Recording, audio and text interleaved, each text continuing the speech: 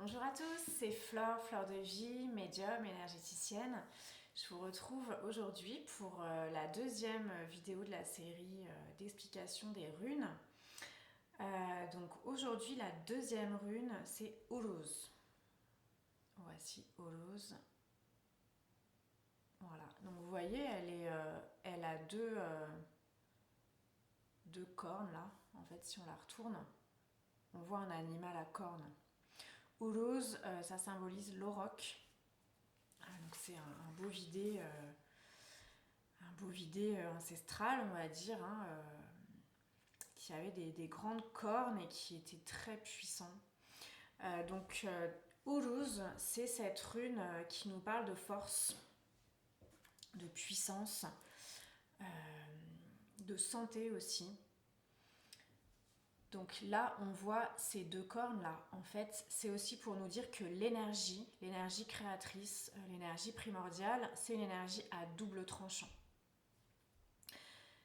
Et c'est aussi pour nous rappeler que parfois, pour construire du nouveau, il faut détruire avant. On a toujours ce double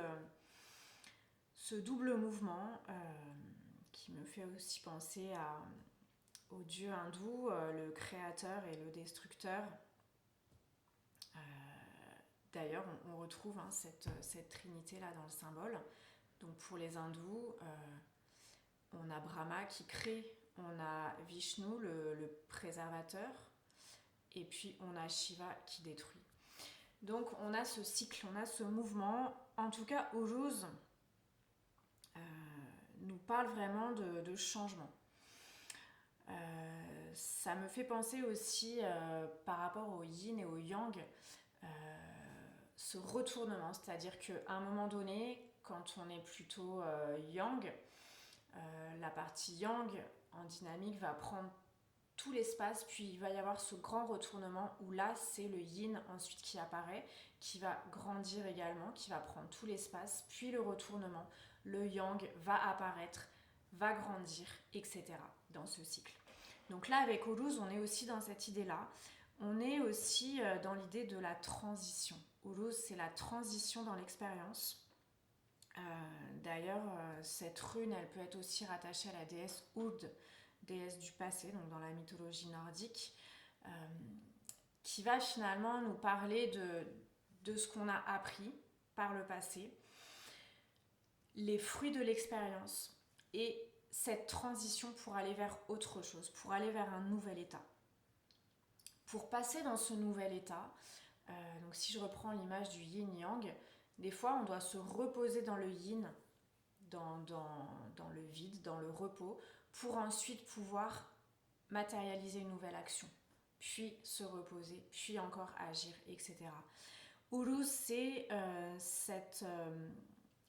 ça pourrait être aussi symbolisé comme le réceptacle, la matrice de l'énergie créatrice qu'on a vu le pouvoir de Féhoud, la première rune, qui vient se déposer dans Uruz, dans ce réceptacle, qui symbolise la réflexion avant l'action, pour créer les circonstances favorables. C'est un retour à soi. Les cornes d'ailleurs, c'est aussi pour beaucoup de cultures ancestrales, chamaniques, etc. Les cornes, elles symbolisaient cette captation de l'énergie cosmique, de la sagesse divine. Donc Uruz nous parle aussi dans ce réceptacle d'aller capter notre sagesse intérieure par l'écoute de nous-mêmes, par ce moment de, de, de repos, ou en tout cas comme un archer qui bande son arc, qui se prépare, qui rassemble ses énergies pour après pouvoir agir. Donc on est vraiment dans cette idée de rassembler ses forces. On a cette idée d'effort aussi, c'est pour ça qu'Uruz c'est la force, c'est la puissance.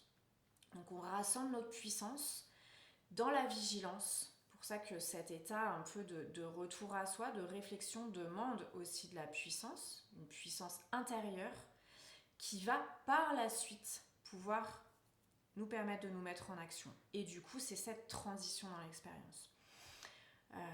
On a aussi l'idée avec Uruz de santé, de terre nourricière. C'est aussi maintenir sa santé, maintenir son équilibre dynamique, j'aurais la même idée du yin et du yang, pour pouvoir au bon moment, lorsqu'on sera prêt, au moment juste, pouvoir agir de façon juste. Voilà pour Uruz, donc vraiment une rune très riche de symbolique avec beaucoup de liens avec d'autres symboliques différentes. Une très belle rune qui nous invite à contacter notre puissance, notre pouvoir intérieur. Voilà, très belle journée à vous et je vous dis à demain pour la 3e rune.